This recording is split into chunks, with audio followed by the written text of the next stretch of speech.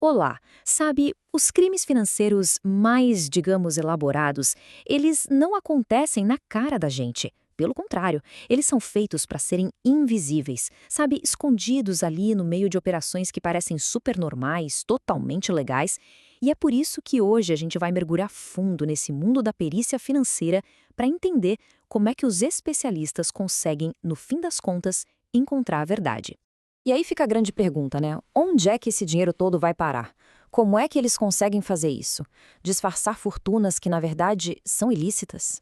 Bom, a resposta está em alguns métodos que foram criados justamente para isso, para confundir e para despistar qualquer um que tente seguir o rastro. Vamos começar com um bem clássico, contratos fictícios. Pensa assim, ó. É feito um pagamento por um serviço que nunca existiu, nunca foi prestado. Mas o contrato tá lá, bonitinho, no papel. Para quê? Para dar uma cara de coisa séria, de legitimidade, para uma transação que é pura invenção. Outra tática, essa é mais sofisticada, são as tais estruturas em cascata. Imagina um verdadeiro labirinto de espelhos. Uma empresa é dona de outra, que por sua vez é dona de uma terceira, e assim por diante. Cada nova empresa nessa corrente é uma camada a mais de complicação. O objetivo? Deixar o caminho do dinheiro tão confuso que fica quase impossível descobrir quem é o verdadeiro dono no final da linha. E tem também a jogada do capital artificial. Aqui, o dinheiro fica circulando entre várias contas e empresas. A ideia não é gerar lucro de verdade, nada disso. É só para criar uma fumaça, uma ilusão de que tem muita atividade econômica acontecendo ali. Enfim, com tanto truque na manga, fica óbvio, né? Para desvendar esse quebra-cabeça, só mesmo com um especialista no assunto. Beleza, vamos entender isso melhor. O mais impressionante e até meio assustador é que esses crimes estão ali, acontecendo debaixo do nosso nariz. A genialidade do esquema, se é que dá para chamar assim, é que ele se parece muito com uma operação comercial normal, do dia a dia. E é exatamente por isso que a investigação técnica se torna tão, mas tão importante. Mas afinal, o que é essa tal de perícia financeira? Bom, em poucas palavras, é uma análise técnica, super especializada. O que ela faz? Primeiro, ela reconstrói todo o caminho que o dinheiro fez. Depois, ela identifica qualquer operação que fuja do normal.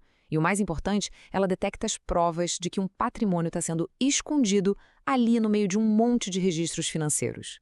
Certo. E que tipos de crimes entram nessa mira exatamente? A lista é grande, mas a perícia financeira costuma focar em alguns alvos bem específicos.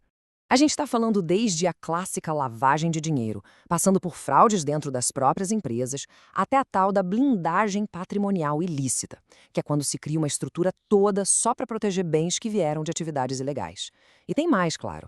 Entram aí também os contratos fictícios, aquele crescimento de patrimônio que ninguém consegue explicar de onde veio, e até desvios de dinheiro entre sócios.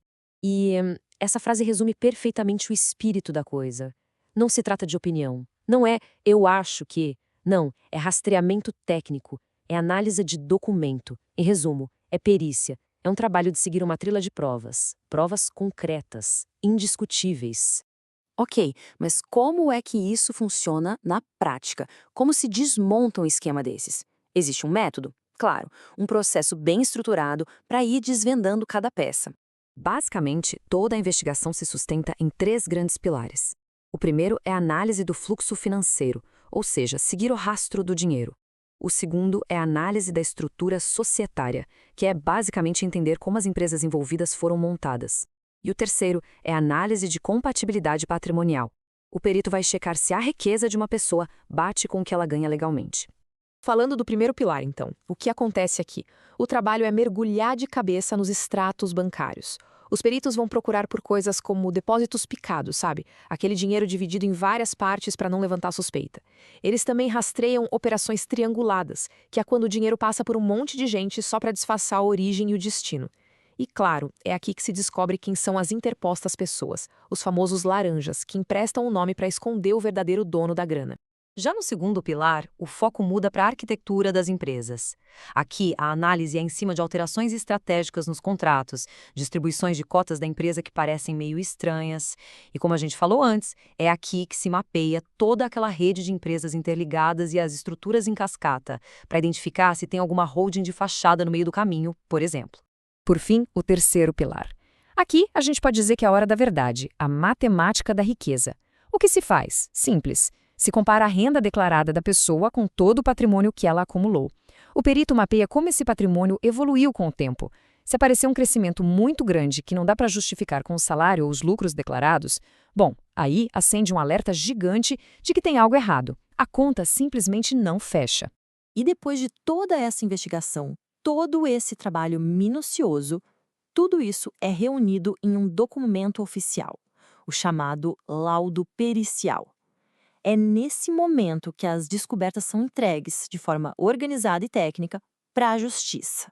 E aqui tem um ponto super importante para a gente entender. O perito não acusa. Quem acusa é a promotoria, o Ministério Público. O papel do perito é outro. Ele demonstra. Ele apresenta os fatos de uma maneira técnica, objetiva. Ele entrega as provas, as evidências, que vão servir de base para todo o processo judicial. E o que tem nesse laudo, afinal? Pense nele não como um amontoado de números, mas como uma história contada com dados. Ali dentro vai ter uma linha do tempo financeira de tudo o que aconteceu, vai ter mapas mostrando o caminho dos bens, gráficos super claros para explicar as operações e, o principal, respostas objetivas para as perguntas que o processo judicial precisa esclarecer. É uma conclusão técnica, clara e muito bem fundamentada. Bom, tudo isso nos leva a uma questão final. Por que essa prova técnica é tão poderosa? Por que todo esse trabalho é fundamental? Qual é o verdadeiro impacto da perícia financeira? A resposta está na própria natureza desses crimes. Pensa bem. Aqui, a prova raramente é uma arma do crime ou uma testemunha que viu tudo. A prova, ela é estrutural. Ela está escondida na arquitetura das transações, nos documentos, nos registros. Ela é documental. E o que acontece se não tiver essa análise técnica? Bom, aí a verdade simplesmente fica escondida para sempre. Os fluxos de dinheiro ilegal passam batido, ninguém percebe. Aqueles contratos de fachada são vistos como legítimos. E toda aquela teia de empresas complexas continua sendo um mistério indecifrável.